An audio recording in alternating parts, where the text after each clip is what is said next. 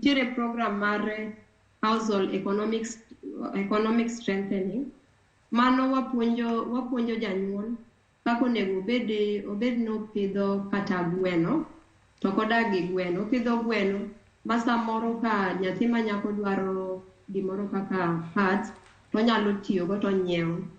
Kaka kitchen garden wapuonjo jonyuol mondo gibed ka gipidho alodi makata ka nitiere ka giseuso matin to nitiere groups kaka saving group.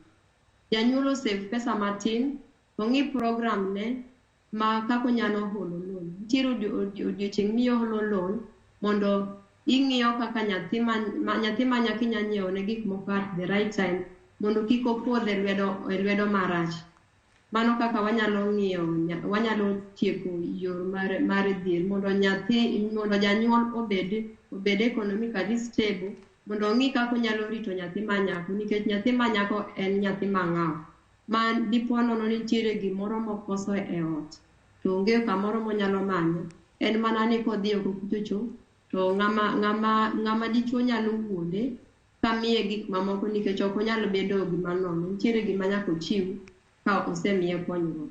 Koro bro bedo ni gocho ratiche.